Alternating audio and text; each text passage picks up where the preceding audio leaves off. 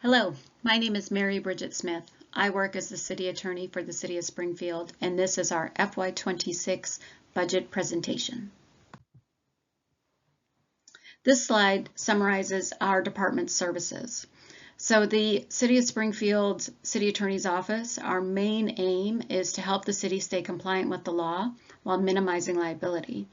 We provide general legal advice citywide. Generally, litigation is handled by outside counsel with specific expertise or our insurer, City County Insurance.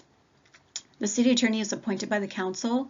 We're a small department, one city attorney, one assistant city attorney, and then one legal assistant. We also manage the prosecutor contract. This slide is our proposed budget summary. I just wanted to point out a few things here. So as I mentioned, we're a small department. We do not anticipate any personnel changes in the next coming year. Our materials and services is essentially our overhead. Now, if you look at our materials and services, it's quite high. A couple reasons for that would be that it also contains our cost of the prosecutor contract. So we manage the prosecutor contract that's done by an outside firm called Leahy Cox. They have office space in the Springfield Justice Center.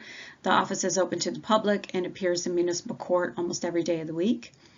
The cost of the contract this year is approximately $387,000. And then that M&S materials and services budget line also includes their overhead for their office over at the Justice Center. This year, with the prosecutor's office, the city attorney's office issued a request for proposal.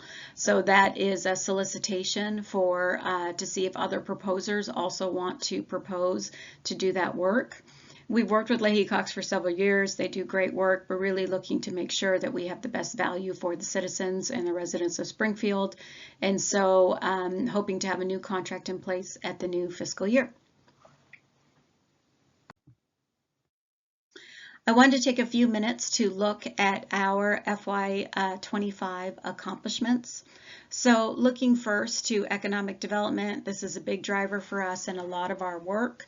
This year for the Glenwood Riverfront development, that work continued with the master planning work and providing legal advice there.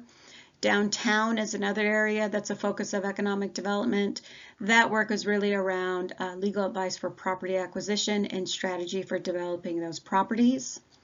Community development was an area where the city attorney's office really got to work on some interesting projects. First, we were able to provide legal advice for the HDTE, which is a multi-housing unit tax exemption. So that's a way to encourage multi-unit housing in our community. Also, the Community Development Department revamped its annexation code. That's the process for bringing new land into city limits. Lots of legal aspects there. And then also development in the floodplain. So as you know, Springfield is located between two rivers. Rivers are significant to our community.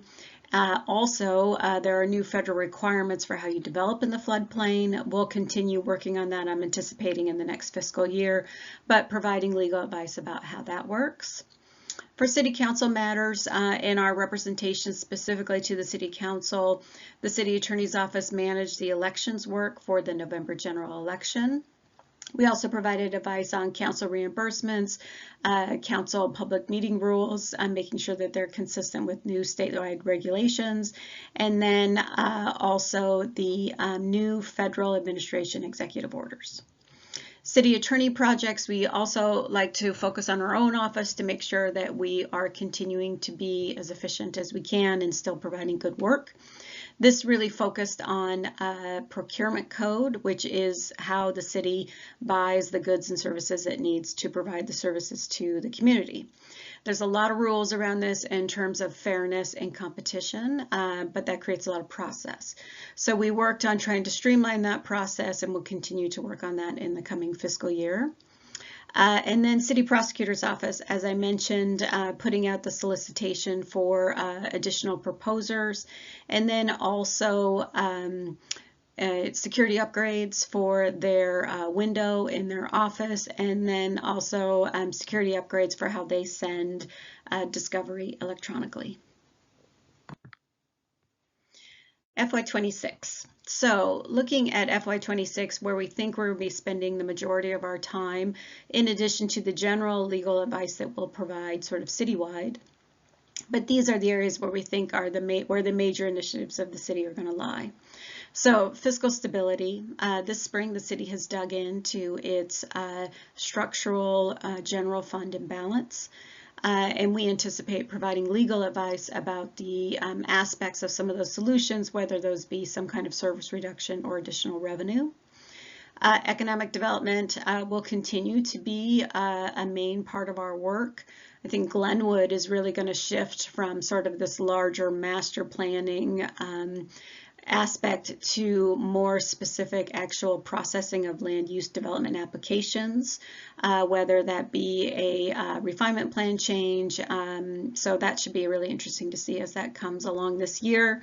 And then downtown, building on that success, more strategy about how we're going to develop the properties that the city and CETA owns downtown. Housing continues to be a really significant issue for our community. In terms of legal advice that the city attorney provides, it's really twofold. One is making sure that we spend the state and federal grant funds that we get appropriately and compliant with the law. And then the other way is how we develop housing within our city. You know, what are those regulations? Building on the Middle Housing Code and its implementation, seeing how it is working sort of on the ground, so to speak, and if it needs to be adjusted or if the advice needs to be changed. And then also the inventory of housing, anticipating that this coming year, there will be work on something called the housing production strategy, which is essentially the inventory of the land that the city has within its limits to develop housing, what those developments will look like, and does it need to look outside its own boundaries to bring in more land for housing. Fire governance. This is an issue where the cities of Springfield and Eugene have been working together to evaluate the governance structure it has for its consolidated fire department, and we anticipate providing legal advice about the aspects of either changing or remaining with that structure. And then procurement improvements and CAO timeliness. As I mentioned, we're a small office, so we don't have a lot of margin for error in terms of turning projects around. So we're focusing on procurement this year. In the coming fiscal year, now that we've done some process improvements, really looking to bring the council an amended and revised procurement municipal code for their consideration for adoption. The finance department and the city attorney's office have worked on this new code, which will hopefully be more efficient citywide and help us purchase goods and services easier. Looking forward to a few years out, obviously we're always keeping our eye on liability prevention. You know, what are the new laws? How can we take advantage of opportunities while still staying compliant with the law?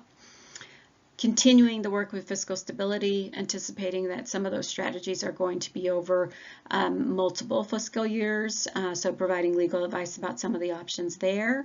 And then looking at economic development, seeing the Glenwood Riverfront District development continue, and then downtown, and also potentially in other areas of the city. Economic development, equity lens. For us, this is really twofold. So this would be an external look into continuing to make sure that our city is compliant with discrimination laws and is welcoming to all. And then also internally, are employees being treated fairly? Are we acting consistent with the laws there? And then housing, continuing to work on building our housing supply within the city of Springfield, looking at the inventory, how we develop housing, and making sure that we spend those grant funds compliant with the law. Okay, this is our last slide. It's our contact information. I just wanted to thank you for helping us with this process and listening to this presentation. City Attorney's Office loves the work that we get to do for the City of Springfield, and we're proud of it. So if you ever have questions about the work we do or anything about the city, please reach out. We'd be more than happy to talk with you. Thank you so much.